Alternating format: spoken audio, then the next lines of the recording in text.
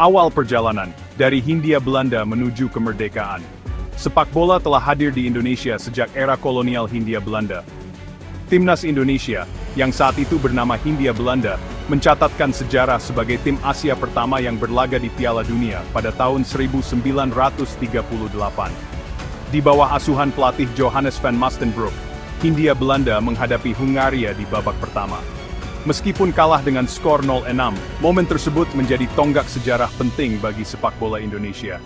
Salah satu pemain kunci di era ini adalah Mo Heng Tan, yang dikenal dengan kecepatan dan kelihayannya dalam mengolah bola. Perjalanan sepak bola Indonesia berlanjut setelah proklamasi kemerdekaan pada tahun 1945. Persatuan Sepak Bola Seluruh Indonesia, atau PSSI, didirikan pada tahun yang sama, menandai babak baru bagi perkembangan sepak bola nasional. Mengukir identitas era awal kemerdekaan dan Olimpiade Melbourne. Era awal kemerdekaan menjadi masa penting bagi timnas Indonesia untuk mengukir identitas di kancah internasional. Pada tahun 1951, timnas Indonesia resmi terbentuk. Prestasi membanggakan diraih pada tahun 1956 saat Indonesia berpartisipasi di Olimpiade Melbourne. Timnas Indonesia, yang saat itu dilatih oleh Antun Pogacnik, berhasil menahan imbang Uni Soviet dengan skor 0-0. Meskipun kalah 0-4 pada pertandingan ulang, pencapaian ini mencatatkan Indonesia sebagai tim Asia Tenggara pertama yang berlaga di Olimpiade. Pemain-pemain seperti Ramang, Maulwi Sailan, dan Tan Leong Ho menjadi bintang lapangan yang mengharumkan nama bangsa. Kebangkitan dan kejayaan merajai Asia Tenggara di era 1980-an. Era 1980-an menjadi masa keemasan bagi sepak bola Indonesia.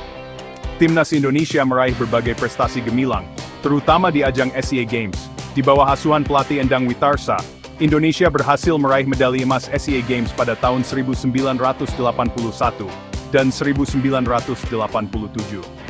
Pemain-pemain seperti Ruli Nere, Robbie Darwis, dan Bambang Nurdiansyah menjadi tulang punggung tim yang disegani di Asia Tenggara. Salah satu momen paling dramatis terjadi pada kualifikasi Piala Dunia 1986. Indonesia nyaris lolos ke putaran final setelah melewati serangkaian pertandingan yang menegangkan. Sayangnya, langkah Indonesia terhenti di babak kualifikasi terakhir setelah kalah tipis dari Korea Selatan. Section 4, Transformasi dan Dominasi Regional, menuju era modern sepak bola Indonesia. Memasuki era 90-an, sepak bola Indonesia mengalami transformasi menuju era modern. PSSI melakukan berbagai pembenahan untuk meningkatkan kualitas kompetisi dan pembinaan pemain muda. Era 2000-an ditandai dengan dominasi Indonesia di Asia Tenggara. Timnas Indonesia menjadi langganan juara di ajang Piala AFF. Pelatih-pelatih seperti Ivan Kolev, Peter With, dan Alfred Riedel memberikan kontribusi besar dalam membangun tim yang solid dan kompetitif. Pemain-pemain seperti Bambang Pamungkas, Kurniawan Dwi Yulianto, dan Boas Solosa menjadi ikon sepak bola Indonesia di era ini. Section 5, menuju panggung dunia, kualifikasi Piala Dunia 2026 dan harapan baru. Perjalanan timnas Indonesia berlanjut dengan semangat dan harapan baru di era 2020-an. Di bawah asuhan pelatih Shin Tae-yong, Indonesia menunjukkan perkembangan yang signifikan. Kualifikasi Piala Dunia 2026 menjadi panggung pembuktian bagi timnas Indonesia. Kemenangan 2-0 atas Arab Saudi di Jakarta pada tanggal 19 November 2024 menjadi bukti bahwa Indonesia mampu bersaing dengan tim-tim kuat Asia.